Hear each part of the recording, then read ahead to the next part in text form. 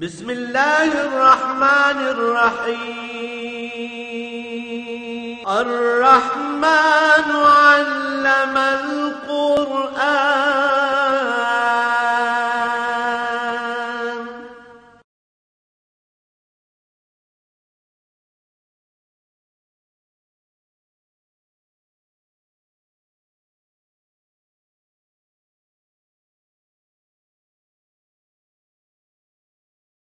الحمد للہ رب العالمین والصلاة والسلام علی حبیبہ محمد وآلہ وصحبہ اجمعین. اعوذ باللہ من الشیطان الرجیم. بسم اللہ الرحمن الرحیم. من جاء بالحسنۃ فلہ عشر امثالہا ومن جاء بالسیئۃ فلا یجزی الا مثلہا وہم لا یظلمون. قل اننی ہدانی ربی الی صراط مستقیم دینا قیما ملۃ ابراہیم حنیفا وما کان من المشرکین. قل ان صلاتی ونسکی ومحیای ومماتی للہ رب العالمین لا شریک لہ وبذلک امرت وانا اول المسلمین.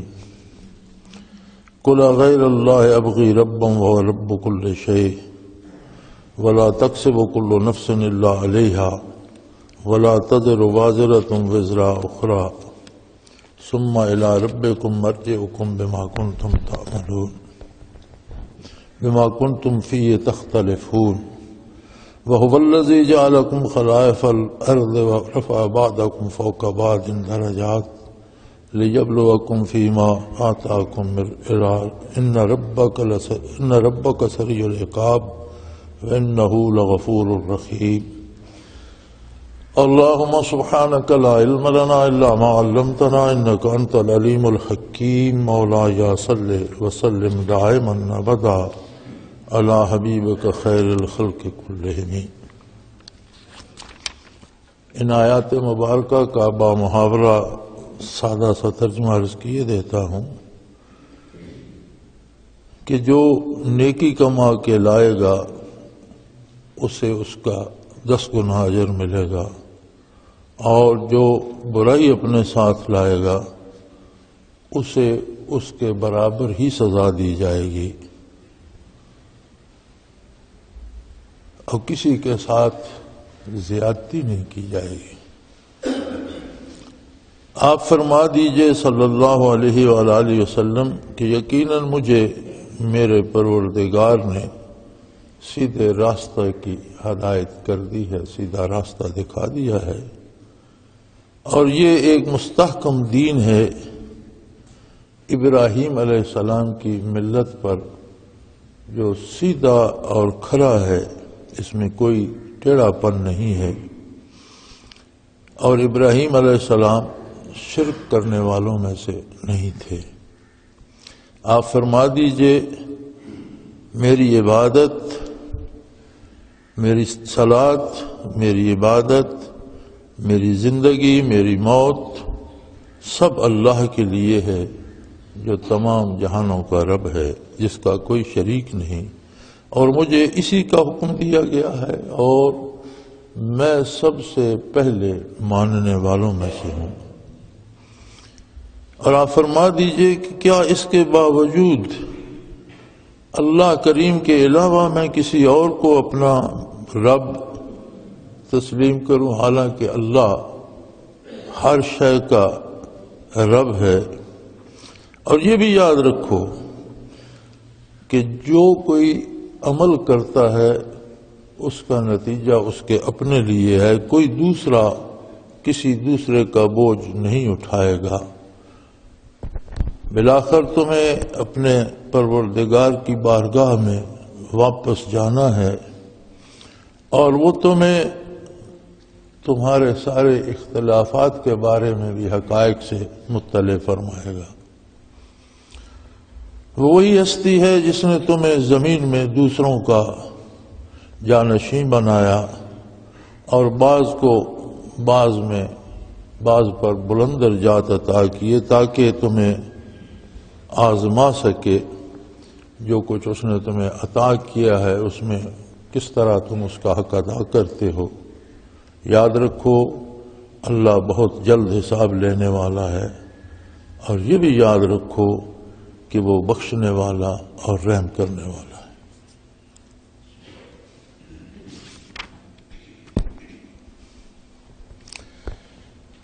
اللہ نے اپنے کرم کا ایک کریمانہ اصول یہ ارشاد فرمایا کہ من جاء بالحسنۃ فلہ عشر امثالھا، جو بندہ نیکی کر کے آئے گا، نیکی لائے گا، اسے جو کم از کم اجر ملے گا وہ اس سے 10 گنا زیادہ ہوگا۔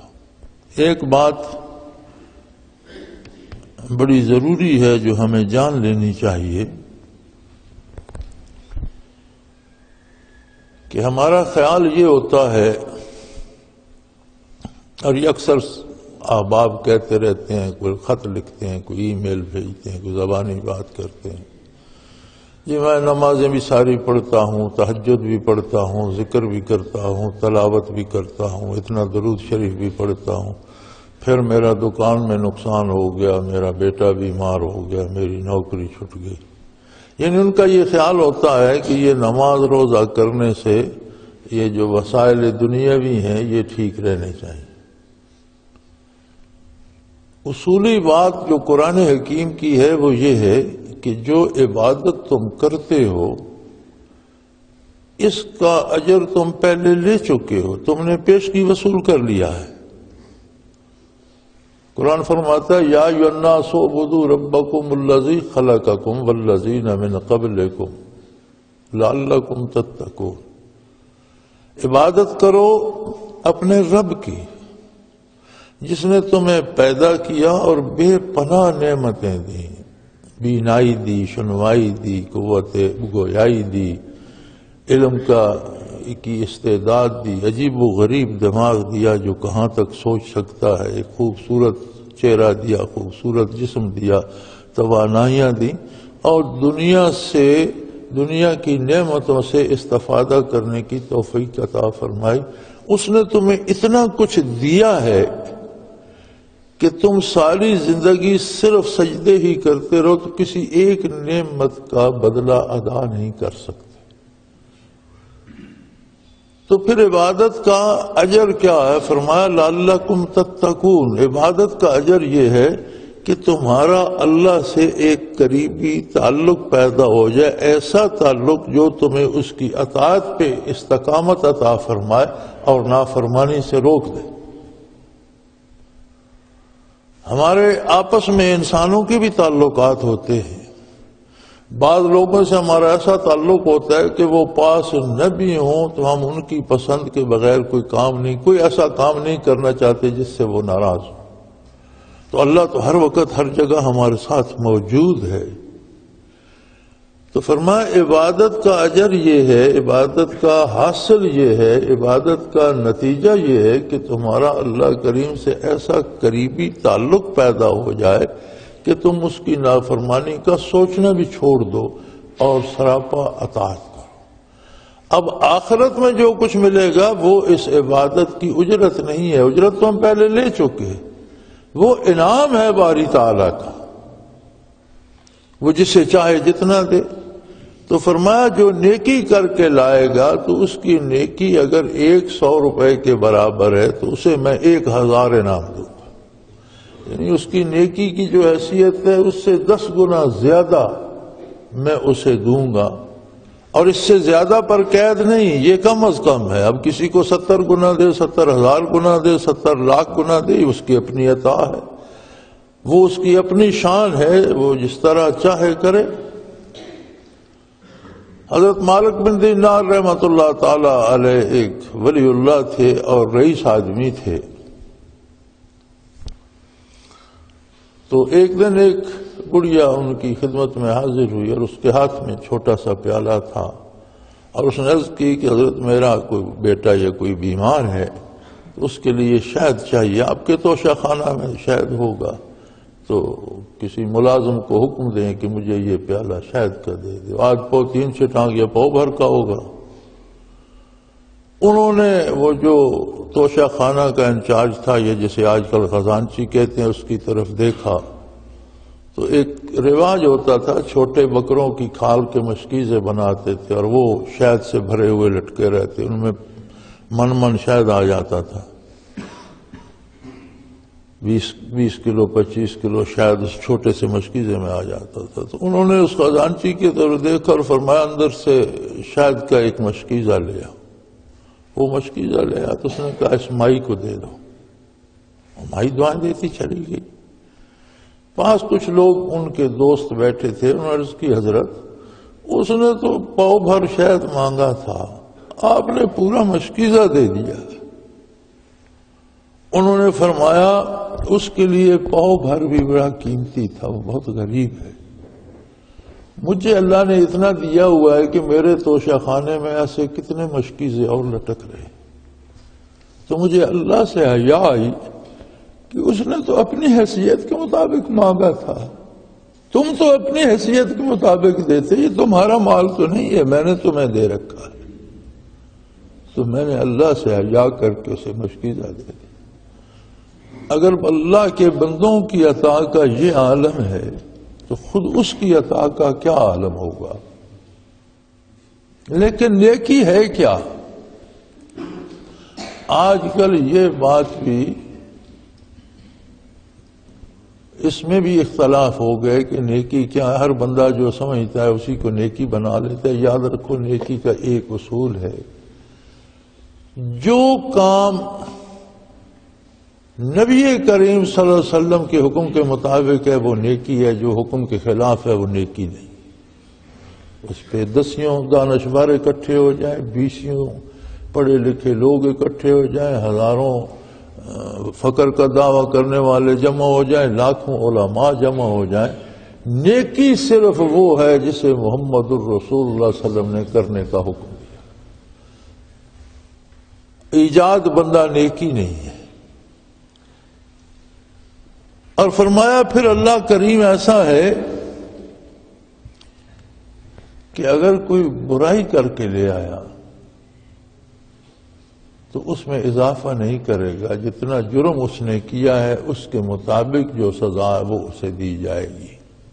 کسی کے ساتھ زیادتی نہیں کی جائے گی کہ اس کا جرم کم ہو، سزا زیادہ دی جائے۔ لیکن اللہ معاف فرمائے، آخرت کی سزائیں بہت تکلیف دہ ہیں، اس دنیا میں بندہ تصور نہیں کر سکتا۔ اس دنیا میں آپ دیکھ لیں کہ پورے وجود میں ایک چھوٹا سا دانت ہوتا ہے، اگر ایک دانت میں درد ہو جائے تو کیا عالم ہوتا ہے، کہیں انگلی پہ ذرا سی چوٹ یا کٹ لگ جائے تو کیا عالم ہوتا ہے، بخار ہو جائے تو کیا عالم ہوتا ہے۔ تو آخرت کی سزائیں تو بڑی دردناک ہیں۔ اللہ کریم سب مسلمانوں کو اس سے محفوظ رکھے۔ اور پھر فرمایا میرے حبیب ان لوگوں سے کہہ دیجئے، یہود و نصارہ یا مشرکین عرب جو آپ کے گرد ہیں اور جو چاہتے ہیں، مشرکین عرب اور یہود و نصارہ یہ چاہتے تھے کہ پہلے بھی تو عرب میں اور مکہ مکرمہ میں بے شمار مذاہب کے لوگ رہتے ہیں، سارے اپنی پوجا پاٹ اپنے اپنے طریقے سے کرتے ہیں، لیکن جو معاشرت ہے وہ ہم سب کی ایک ہے، کاروبار ایک طرح سا ہے، ایک شہر میں رہتے ہیں، ایک طرح کی کھانے کھاتے ہیں، ایک طرح کا میل جول ہے۔ تو آپ بھی اپنے رب کی عبادت کرتے رہیں، لیکن ہمارے ساتھ مل جل کر رہنے اور طریقہ کار میں اختلاف نہ کریں، تو ایک نیا مذہب بھی سے کیا فرق پڑتا ہے۔ فرمایا انہیں بتا دیجئے اننی ہدانی ربی الی صراط مستقیم، یقیناً مجھے میرے پروردگار نے سیدھے راستے کی رہنمائی کر دی ہے، مجھ پر وحی نازل ہوتا ہے، اللہ کریم مجھ پر احکام نازل فرماتا ہے، اور صحیح جو راستہ ہے وہ مجھے اللہ نے بتا دیا ہے۔ انسان مرکب ہے بدن اور روح سے۔ بدن میں روح ہوتی ہے تو اسے انسان کہا جاتا ہے، لیکن روح الگ ہو جائے تو اسی انسان کو ناش کہتے ہیں، میت کہتے ہیں، مردہ کہتے ہیں، اسے انسان کو نہیں کہتا۔ بلکہ علماء حق فرماتے ہیں کہ انسان کا اصل اطلاق ہوتا ہی روح پر ہے کہ روح بدن میں موجود ہے تو انسان ہے، روح الگ ہو گئی تو وہ میت ہے اور وہ ایک ناش ہے، لاش ہے، اسے کوئی انسان نہیں کہتا۔ عجیب بات آپ دیکھیں کہ لوگ مرتے دم تک بیٹا، بھائی، ابا اس رشتے سے پکارتے ہیں، دادا جان، نانا جان۔ جیسے روح الگ ہو جائے پھر کوئی نہیں کہتا نانا جان، پھر کہتے ہیں میت، میت کو نہلاؤ، میت کو کفناؤ، میت کو لے جاؤ، میت کو دفن۔ تو انسان جتنا بھی سوچے وہ دو باتیں سوچ سکتا ہے، ایک کہ وہ جو غذا کھاتا ہے وہ بڑی لذیذ ہو، آسان طریقے سے کما لے اور بڑا لذیذ کھائے، خوبصورت پہنے، یا پھر جو کھا رہا ہے، کما رہا ہے، اس کا جو وجود ہے، فزیکل باڈی سٹرکچر جو ہے، اس پر کوئی خراب اثر نہ آئے، کوئی بیماری پیدا نہ ہو جائے یا کہیں قید و بند نہ جھیلنی پڑے، اس سب سے بچ کر پیسہ بھی جمع کر لے، اچھا کھائے، اچھا پہنے۔ اب یہ انسانی عقل جو مادی ہے، مادی وجود کے بارے تو وہ جان گئی کہ اس طرح سے کمائیں تو پکڑ کوئی نہیں سکے گا، سزا نہیں ملے گی، مار نہیں پڑے گی، اس طرح کا پکا کر کھائیں تو صحت ٹھیک رہے گی، یہاں تک تو بات درست ہے۔ لیکن انسان صرف بدن کا نام تو نہیں ہے، اصل انسان تو روح ہے۔ اب وہ اگر ناجائز طریقے سے کماتا ہے، حرام کھاتا ہے، تو بے شک اس کی صحت ٹھیک رہے، بے شک اس کو کوئی دنیاوی نقصان نہ پہنچے، لیکن اس کے حرام کھانے سے روح تو مرنا شروع ہو جائے گی۔ اللہ وجودوں کا بھی رب ہے، اللہ روحوں کا بھی پروردگار ہے، روح کا بھی رب ہے۔ تو فرمایا میرے حبیب انہیں فرما دیجئے کہ مجھے تو میرے رب نے وہ راستہ بتا دیا ہے، دنیا میں رہنے کا وہ سلیقہ سکھا دیا ہے کہ جس سے بدن بھی تر و تازہ رہے، اسے لطف بھی آئے، خوبصورت زندگی بھی گزارے، اور اس کے ساتھ ساتھ از خود روح بھی روح کی بالیدگی کا سبب بھی ہوتا چلا جائے۔ لہذا میرا کمانے کا، خرچ کرنے کا، معاشرت کا، لین دین کا، کاروبار کا، نکاح طلاق کا، دوستی دشمنی کا طریقہ وہ ہوگا جو مجھے میرا پروردگار بتا رہا ہے، چونکہ مجھے صرف بدن کی حفاظت نہیں، بدن کو پالنے کے ساتھ اولیت روح کی ہے کہ روح زندہ رہے، تر و تازہ رہے، اور روح جو ہے اسے بھی بشاشت نصیب ہو، وہ تم جانتے ہی نہیں۔ تو میں تمہارے ساتھ مل جل کر کیسے رہ سکتا ہوں؟ یہ جو آج کل پھر ایک تاریخ چل رہی ہے نا، کبھی کہتے ہیں ہندوستان سے صلح کر لو، لوگوں کو آنے جانے دو، اور پھر لوگوں سے بنیاد کہاں سے رکھتے ہیں؟ فنکاروں سے۔ فنکار سے ان کی مراد کنجر ہوتی ہے، پنجابی اور سادے الفاظ میں کہا جائے نا، اسے اس میں رنگ و روغن میں نہ لپیٹا جائے تو اس سے ان کی مراد کنجر خانہ ہوتا ہے، گانے بجانے والے لوگ، ڈوم ڈرل یہ وہ۔ اب یہ قوموں کے رشتوں کا سبب ہے یا جس نے پیدا کیا ہے اس کے بتائے ہوئے عقائد و اعمال رشتوں کا سبب ہے؟ تو فرمایا میرے نبی ان لوگوں کو بتا دو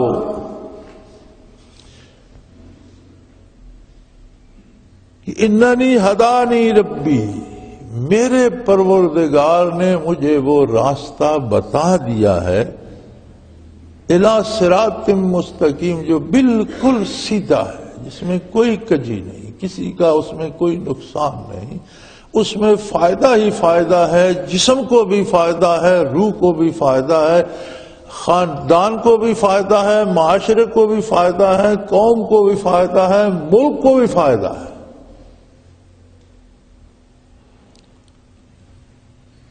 آج ہمارے ملک میں، ہمارے دوست ملک کے چین کے وزیر اعظم تشریف لائے ہیں، تو کریم آف دا نیشن، وزیر اعظم، سارے وزراء، پھر جو خاص لوگ ہیں، تقریباً ساری جو کریم ہے قوم کی اور سارے جو سربراہ سارا برسر اقتدار طبقہ ہوائی اڈے پہ کھڑا تھا، اور میں دیکھ رہا تھا کہ سر سے پاؤں تک سارے انگریزی تہذیب میں غرق، کسی کی شکل مسلمانوں سے نہیں ملتی، کسی کا حلیہ اسلامی نہیں، کسی کا لباس اسلامی نہیں۔ ہم کیا قوم ہے؟ ہم کیسے عجیب لوگ ہیں کہ کوئی ایک بندہ ہمیں اس پوری کریم، مجھے کوئی بندہ ایسا نظر نہیں آیا جس کا حلیہ محمد الرسول اللہ صلی اللہ علیہ وسلم جیسا ہو، جس کا لباس شرعی یا اسلامی یا قومی ہو۔ کیا ہمارا قومی لباس اتنا گیا گزرا ہے؟ کیا ہم کوئی قوم ہیں بھی کہ نہیں؟ تو ایسے پتہ چلتا ہے کہ جتنے لوگ ہم پر حکومت کر رہے ہیں یہ سارے کوئی غیر ملکی کسی اور دوسری قوم کے لوگ ہیں جو یہاں مسلط ہیں، ہم ہی میں سے، ہمارے بھائی ہیں، ہم سے نیک ہوں گے، ہم سے زیادہ پڑھے لکھے ہوں گے، تبھی تو ان عہدوں پہ بیٹھے ہیں۔ ہم جیسے ہوتے تو یہیں بیٹھے ہوتے، لیکن اس سب کے باوجود ان کی جو اہمیت جنہوں نے جس چیز کو انہوں نے دی ہے وہ وہی ہے جو سارا غیر ملکی غیر قومی، لباس سے لے کر چہرے مورے تک، شکل تک، جوتے سے لے کر، سر تو خیر ان کے ننگے ہی ہوتے ہیں، تو جوتے سے لے کر گردن تک اس میں غرق ہے۔ سوچ رہا تھا کہ یا اللہ ہمارے کیا گناہ ہیں کہ ہم پر یہ عجیب سے پتلے مسلط کر دیے۔ تو یہی چیز وہ کافر چاہتے تھے۔ جیسے اب ایک کو شروع کر دیا مکالمہ بین المذاہب۔ کہ مکالمہ بین المذاہب کیا ہوگا؟ اسلام کے دو اصول ہیں۔ اسلام نے زندہ رہنے کا حق ہر شخص کو دیا ہے، زندگی اللہ کی دی ہوئی ہے، اس کے حکم سے لی جا سکتی ہے، کوئی کسی کی جان نہیں لے سکتا۔ عقیدہ رکھنے کا حق ہر شخص کو ہے، وہ کافر ہے، یہودی ہے، عیسائی ہے، ہندو ہے، سکھ ہے، اس کا حق ہے، آپ زبردستی اس کا عقیدہ نہیں چھڑا سکتے، اس کے سارے انسانی حقوق آپ کو دینے ہوں گے، اسے زندہ رہنے کا حق، اس کی جان مال کا تحفظ، روزگار کے وسائل، علاج معالجہ، اس کے بچوں کی تعلیم، سارے انسانی حقوق آپ کو اسے دینے ہوں گے۔ اب اس کے آگے کون سی صلح ہے؟ وہ اپنا مذہب بھی رکھ سکتا ہے۔ یہ مکالمہ بین المذاہب پھر کیا ہے؟ کیا اسلام کے کچھ عقیدے چھوڑ دیے جائیں اور کچھ دوسرے مذاہب کے لے لیے جائیں؟ اس مکالمے کا اور کیا مطلب ہے؟ تو یہ تو اس زمانے میں بھی نبی صلی اللہ علیہ وسلم سے بھی کیا لوگوں نے کہ جناب کچھ آپ اپنے رب کی پوجا کرتے رہے، ہمارے بتوں کو غلط کہنا چھوڑ دیں۔ آپ جسے آپ اللہ سمجھتے ہیں آپ اس کی عبادت کریں، اس کا حکم مانیں، لیکن جنہیں ہم معبود سمجھتے ہیں انہیں غلط کہنا چھوڑ دیں تو ہم اور آپ مل جل کر رہیں۔ آپ نے فرمایا میرے بھائی میں اپنی مرضی سے نہ کہتا ہوں نہ کرتا ہوں، اننی ہدانی ربی، مجھے میرے پروردگار نے جو رب العالمین ہے سیدھا راستہ بتا دیا ہے، جس میں جسم کی بھلا بھی ہے، روح کی فلاح بھی ہے، اور ایسا راستہ بتا دیے جس میں کوئی کجی نہیں، تم بھی اپنا لو تمہیں بھی فائدہ ہوگا، جو قبول کر لے گا اسی کو فائدہ ہوگا۔ دیناً قیما ملت ابراہیم حنیفہ، یہ دین قیم ہے۔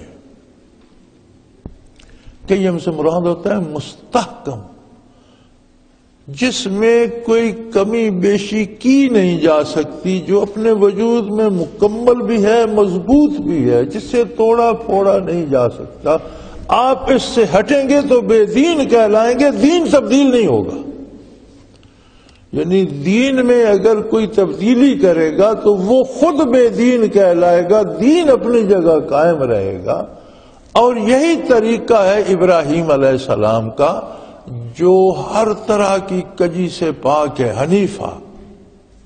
ملت ابراہیمی سے یہ مراد نہیں ہے کہ شریعت محمدی علیہ صاحب الصلاۃ والسلام شریعت ابراہیمی کے تابع ہے، بات یہ نہیں ہے۔ بات یہ ہے کہ جو خلوص، جو للہیت اور جو استقامت ابراہیم علیہ السلام نے دکھائی وہی میں، اسی پر میں گامزن ہوں، اسی پر میرا قدم مبارک ہے۔ اور وہی راست، کیونکہ یہودی کہتے تھے ہم پیروکار ہیں ابراہیم علیہ السلام کے، نصارہ کہتے تھے ہم ان کے مشرکین کہتے تھے ہمارے پاس دین ابراہیم ہے۔ تو قرآن کریم نے سادہ سا جواب دیا، وَمَا كَانَ مِنَ الْمُشْرِكِينَ، ابراہیم علیہ السلام تو شرک نہیں کرتے تھے، تم تو تینوں گھر، تم مشرکین بھی شرک کرتے ہو، یہودی بھی شرک کرتے ہو، نصارہ بھی شرک، تم تو شرک میں مبتلا، اور تم کیسے کہتے ہو کہ ہم ابراہیم علیہ السلام کے دین پر ہیں؟ ابراہیم علیہ السلام تو شرک نہیں کرتے تھے۔ پھر میرے محبوب نے بتا دیجئے کہ یہ کوئی کاروبار نہیں ہے جس میں نفع نقصان سوچا جائے اور اس میں سمجھوتے کیے جائیں۔ قل ان صلاتی و نسکی و محیای و مماتی، میری ساری نمازیں، میرے سارے روزے، میرے حج، میری زکوٰۃ، سب کچھ، ونسکی، غرض ہر طرح کی عبادت، جتنی عبادت میں کرتا ہوں وہ نفل ہے، سنت ہے، فرض ہے، واجب ہے، وہ مالی ہے، جانی ہے، ساری عبادتیں، اور میری زندگی، میرا زندہ رہنا دنیا میں، اور میرا دنیا سے چلا جانا، میری موت، یہ سب کچھ اللہ کے لیے ہے، میں اپنے لیے کچھ نہیں کرتا۔ سمجھوتے تو تب ہوں کہ میں کوئی اپنا منافع ڈھونڈ رہا ہوں، آپ اپنا منافع ڈھونڈ رہے ہیں، کچھ لو اور کچھ دو، درمیان کا راستہ نکالا جائے، کچھ منافع آپ کی طرف چلا جائے، کچھ میری طرف۔ بات ایسی نہیں ہے۔ میری نمازیں، میرے روزے، میری زکوٰۃ، میرے حج، میرے نوافل، میرے فرائض، سنن، واجبات، میری ساری عبادتیں، میری زندگی، میری موت، سب للہ رب العالمین، یہ سب کچھ اس اللہ کے لیے ہے جو تمام جہانوں کو پالنے والا، یعنی سب اس کا حکم ہے اور میں نے اس کے حکم کی اطاعت کرنی ہے۔ اب اس میں مجھ پر مصیبت آئے، کوئی مجھ سے ناراض ہو جائے، میری صحت خراب ہو جائے، میرا مالی نقصان ہو جائے، جو ہوتا ہے ہو جائے، چونکہ مجھے اللہ کی رضا کے لیے یہ سب کرنا ہے، مالی منفعت کے لیے نہیں کرنا، بندوں کو ساتھ ملانے کے لیے نہیں کرنا، بہت سے لوگ جمع کرنے کے لیے نہیں کرنا، بہت سے لوگوں سے پیسے جمع کرنے کے لیے نہیں کرنا، کاروبار میں منافع کے لیے نہیں کرنا، بیماری سے بچنے کے لیے نہیں کرنا، میں یہ محض اس کی رضا کے لیے کر رہا ہوں، لہذا جو اس کا حکم ہے اسی کے مطابق عمل کیا جائے گا، اس میں سمجھوتوں کی گنجائش نہیں۔ وَبِذَلِكَ أُمِرْتُ، اور مجھے اسی کا حکم دیا گیا ہے، یہ میں اللہ کے لیے کرتا ہوں جس کا کوئی شریک نہیں، اور مجھے اسی بات کا حکم دیا گیا ہے، اور تم جانتے ہو انا اول المسلمین، میں ہی وہ پہلا شخص ہوں جو ماننے والا ہوں۔ کوئی نہیں جانتا تھا دین کو، کوئی نہیں جانتا تھا ذات باری کو، کوئی نہیں جانتا تھا انسان کی ابتدا و انتہا کو، کوئی نہیں جانتا تھا حقائق آخرت کو۔ میں ہی وہ ہستی ہوں جس پر وحی آئی، اور سب سے پہلا مسلمان میں ہوں۔ دنیا میں بھی، ازل میں بھی، جب اللہ نے عہد لیا الست بربکم، تب بھی پہلا مسلمان میں تھا۔ اس دنیا میں جب جلوہ افروز ہوا تو وحی الہی آئی تو اس کا پہلا ماننے والا میں تھا۔ تو تم کیا سمجھتے ہو کہ مجھے تم اس کام سے ہٹا لو گے؟ یہ ممکن نہیں۔ اور تم کیسے بے وقوف لوگ ہو، ان سے فرما دیجئے قل اغیر اللہ ابغی ربا،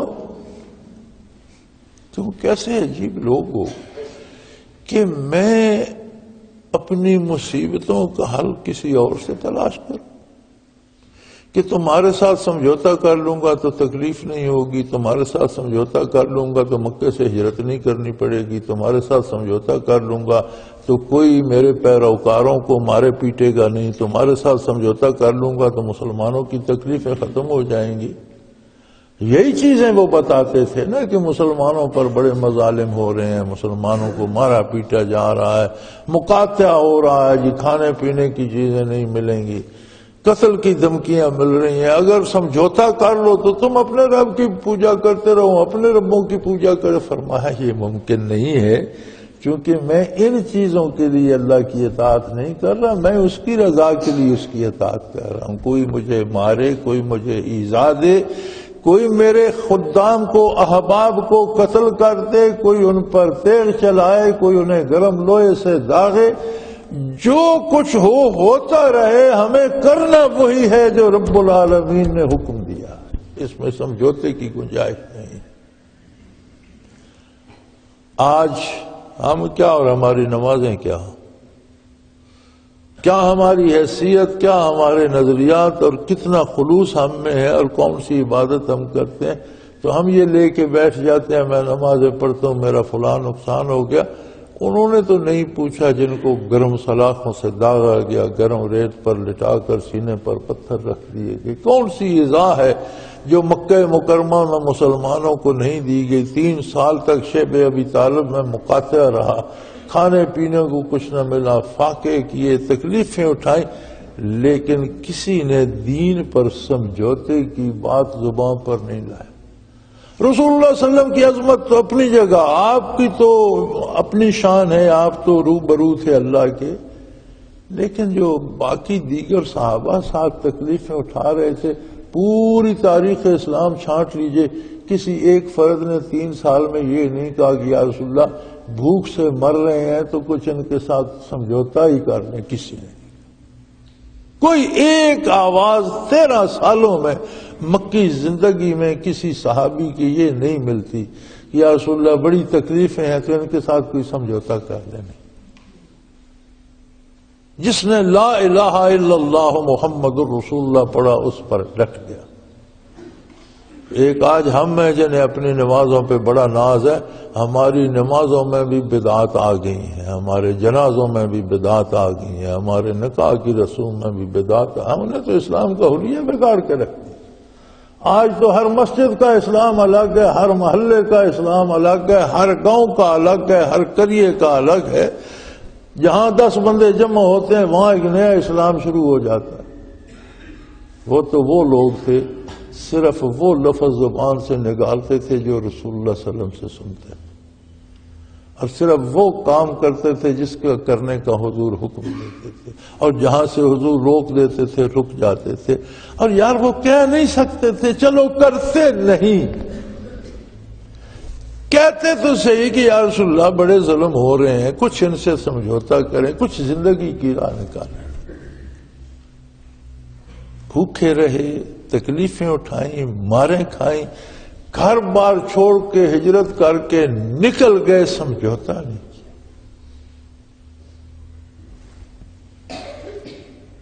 فرمایا یہ کیسے ممکن ہے کہ میرا روزی دینے والا، میری مشکلات حل کرنے والا، مجھے پالنے والا، مجھے تمام نعمتیں دینے والا، میری فریاد سننے والا میرا رب موجود ہے، اس کے ہوتے ہوئے میں کسی اور سے امیدیں باندھ لوں؟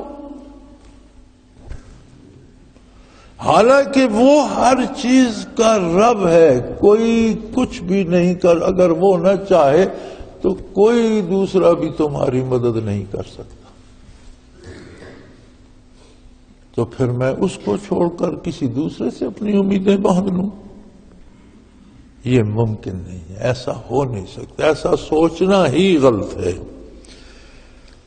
اور یاد رکھو وَلَا تَكْسِبُ كُلُّ نَفْسٍ إِلَّا عَلَيْهَا، یاد رکھو یہ جو تمہارے ریبی اور تمہارے پادری اور یہ جو تمہارے مذہبی پیشوا تمہیں کہتے ہیں کہ ہمیں اتنے پیسے دے دو ہم تمہاری خطائیں معاف کر دیں گے، یہ سارا فضول ہے۔ جو کرے گا وہ بھرے گا، یہ تمہارے ساتھ دھوکہ کر رہے ہیں جو تم سے اجرت لے کے تمہیں معاف کر دیتے ہیں. اب تو ہم میں بھی مسلمانوں میں بھی ایسے پیر خانے بن گئے کہ جنہیں نذرانے دیتے رہو تو بکب کا جوا کھیلو تو اس میں سے بھی پیسے دے آؤ اور چوری کرو تو بھی حصہ دے آؤ. تو یہی حال پہلی قوموں کا بھی تھا. فرمایا اس گھمنڈ میں نہ رہو کہ پیر صاحب یا علامہ صاحب یا ریبی یا پادری بخشوا دے گا. نہیں. وَلَا تَكْسِبُ كُلُّ نَفْسٍ إِلَّا عَلَيْهَا. جو بندہ جو عمل کرے گا وہ اسے پیش آئے گا. وَلَا تَزِرُ وَازِرَةٌ وِزْرَ أُخْرَى. کوئی کسی دوسرے کا بوجھ نہیں اٹھا سکے گا. ہر ایک کو اپنا اپنا بوجھ اٹھانا ہوگا. ثُمَّ إِلَىٰ رَبِّكُمْ مَرْجِعُكُمْ. پھر تمہیں واپس اسی پروردگار کی بارگاہ میں جانا ہے جس نے تمہیں اس دنیا میں پیدا کیا ہے. اور تمہیں تو گھمنڈ ہوگا کہ ہم سے پوچھے گا. تم جرم کر کے بھول چکے ہوگے. بے شمار گناہ ایسے ہیں جو تمہارے حافظے سے محو ہو گئے ہوں گے. وہ تمہیں بتائے گا کہ تم نے یہ بھی کیا یہ بھی کیا یہ بھی کیا. اس کی بارگاہ میں ہر چیز حاضر ہے. اور جو تمہیں اختلافات ہیں مذہبی عقیدے کے اور تم میرے ساتھ مخالفت کر رہے ہو اس اختلاف کی کلی بھی کھل جائے گی اور سچ سچ ہر چیز سامنے آ جائے گی. جانتے نہیں ہو کہ تم پہلے انسان نہیں ہو جنہوں نے اس زمین کو آباد کیا. یہ اس اللہ کی حکمت ہے کہ پہلے اٹھ گئے اور ان کی جگہ پر تم آ گئے. وَهُوَ الَّذِي جَعَلَكُمْ خَلَائِفَ الْأَرْضِ. اس نے تمہیں زمین میں وارث بنا دیا پہلوں کا. یہ گھر یہ گاؤں یہ کھیت یہ تم نے تو نہیں بنائے. یہ تمہارے ہی تو نہیں تھے. پتہ نہیں پہلے کس کس کے پاس تھے کون کون ان کی ملکیت پہ اتراتا تھا اور کون کون خان صاحب بنا ہوا تھا. چھوڑ چھاڑ کر چلے گئے. اللہ نے تمہیں ان کی جگہ دے دی. رفع بعضکم فوق بعض درجات. اور تمہارے درجات مختلف کر دیے. کوئی مزارع ہے کوئی مالک ہے کوئی ملازم ہے کوئی مالک ہے کوئی آجر ہے کوئی اجیر ہے کوئی حکمران ہے کوئی محکوم ہے. مختلف درجات بنا دیے. کیوں؟ لِيَبْلُوَكُمْ فِي مَا آتَاكُمْ. وہ تمہیں اس نے آزمائش میں ڈال دیا ہے کہ میں نے اسے جو مقام دیا ہے یہ اس کے ساتھ انصاف کرتا ہے یا نہیں. اس کے مطابق عمل کرتا ہے یا نہیں. اس کا حق ادا کرتا ہے یا نہیں. یہی زندگی کی آزمائش. مزدور ہے اگر تو مزدوری میں دیانت داری کرتا ہے یا نہیں. آپ مزدوری میں بھی دیکھیں گے ایک آدمی مزدور ہے اجرت پوری لے لیتا ہے کام کے وقت کام چوری کر جاتا ہے. اب اس کے پاس اتنا ہی ہے وہ کر لیتا ہے. ایک مالک ہے وہ کام پورا کرا لیتا ہے اجرت مار جاتا ہے تھوڑی دیتا ہے. تو یہی آزمائش ہے کہ جہاں تم ہو وہاں اللہ جل شانہ کو حاضر و ناظر جان کر پوری دیانتداری سے اپنا منصب فرائض منصبی ادا کرتے ہو یا نہیں. اور یاد رکھو ان ربک سریع الحساب. اللہ کریم بہت جلد حساب لینے والے ہیں. یہ تو اس دنیا میں تمہاری آنکھیں بند ہیں. ایک حدیث شریف کا مفہوم ہے کہ لوگ سو رہے ہیں. جیسے سویا ہوا بندہ ہوتا ہے نا اسے گرمی سردی بھوک پیاس نیکی بدی کسی کا احساس نہیں ہوتا. جب آنکھ کھلتی ہے تو اسے پتہ چلتا ہے کہ میں کہاں ہوں کتنی دیر گزر گئی مجھے کھانا پینا ہے کسی سے ملنا ہے. وہ کام بھی رہتا ہے وہ بھی رہتا ہے. فرمایا الناس نیام. لوگ سوئے ہوئے ہیں. جب موت آتی ہے تو ان کی آنکھ کھلتی ہے لیکن اس وقت کام کرنے کی فرصت نہیں ہوتی. سو پہلے جاگو کہ اللہ بہت جلد اس دنیا کی زندگی میں تو ہم سمجھتے ہیں میری اتنی عمر ہوگی اتنا تجربہ ہوگا یہ ہو گیا وہ ہو گیا. جب آپ آخرت میں قدم رکھیں گے جہاں ان یومن عند ربک کالف سنۃ مما تعدون. تم دنیا میں جو 1000 سال گنتے ہو اللہ کے نزدیک ایک دن گزرتا ہے. آخرت میں ایک دن گزرتا ہے دنیا میں 1000 سال گزر جاتا ہے. تو 1000 سال تو کسی کی عمر ہے نہیں 50-60 سال ہے. تو اگر 1000 سال کا ایک دن ہے تو یہ اوسطاً عمر اگر 30 سال 40 ہے تو 30 سال اس کا کتنا حصہ بنے؟ اسی لیے جب آخرت کو لوگ اٹھیں گے اللہ کریم پوچھے گا کم لبستم، کتنے رہے ہو تم دنیا میں؟ یومن او بعد، دن کا کچھ حصہ یا اللہ، فصل العادین، ہمیں تو شمار بھی نہیں آتا، گنتی جاننے والے پڑھے لکھے لوگوں سے پوچھ لیجئے، کوئی دن کا کچھ حصہ ہی دنیا میں ہم نے، یہاں تو ہمیں فخر ہے کہ ہمیں کون پوچھنے والا ہے جی، وہاں جا کے سمجھ آئے گی کہ ہمارے پاس بڑی تھوڑی سی فرصت تھی، اسے بھی ہم نے ضائع کر دی۔ سو بہت جلد حساب لینے والا ہے، لیکن ایک بات یاد رکھو، وَإِنَّهُ لَغَفُورٌ، وہ بہت بڑا بخشنے والا ہے۔ جو کچھ بھی کر چکے ہو، جہاں بھی پہنچ چکے ہو، وہیں توبہ کر لو کہ یا اللہ جو ہوا مجھ سے غلط ہوا مجھے معاف کر دے، آئندہ میں تیرے نبی کی اطاعت کروں گا، وہ بخشنے والا ہے، وہ سارا بخش دے گا۔ ایسا بھی نہیں ہے کہ تم حق سے بہت دور جا چکے ہو، واپسی کا دروازہ بند ہو گیا، نہیں، اس دنیا میں جب تک ہو توبہ کا دروازہ کھلا، اور اللہ کی رحمت تمہارے گناہوں سے بہت بڑی ہے۔ مگر تم دین کو سمجھوتوں پر لانے کی بجائے خود اپنی برائیوں سے، برے عقیدوں سے، غلط فاسد خیالات سے توبہ کرو، وہ بخشنے والا بھی ہے اور رحیم ہے، بہت رحم کرنے والا ہے، لہذا اس کے رحمت کے دامن کو تھامو اور اس کی بخشش کو تھامو اور توبہ کرو، رجوع اللہ کرو، اس سے پہلے کہ وقت گزر جائے۔ اللہ کریم ہماری خطاؤں کو معاف فرمائے، توبہ کو قبول فرمائے اور نیکی کی توفیق عطا فرمائے۔ وآخر دعوانا ان الحمدللہ رب العالمین۔ اللہ اللہ اللہ اللہ اللہ اللہ اللہ اللہ۔ حضرت امیر محمد اکرم آبان مد ظلہ العالی دارالعرفان منارہ ضلع چکوال میں سالہ سال سے قرآن و حدیث کے اوپر خطابات کر رہے ہیں اور سلسلہ نقشبندیہ اویسیہ کے مطابق لوگوں کو ذکر الہی کی تربیت دے رہے ہیں۔ وہ قرآن پاک کی تفسیر ترتیب وار بیان کر رہے ہیں۔ تفسیر قرآن کو وہ موجودہ ملکی اور بین الاقوامی حالات کے مطابق بیان کرتے ہیں۔ موٹر وے سے کلر کہار کے انٹرچینج سے نکلتے ہوئے، کلر کہار کی جھیل سے ہوتے ہوئے، میانی، بوچھال اور نور پور سے گزرتے ہوئے دارالعرفان منارہ پہنچ سکتے ہیں۔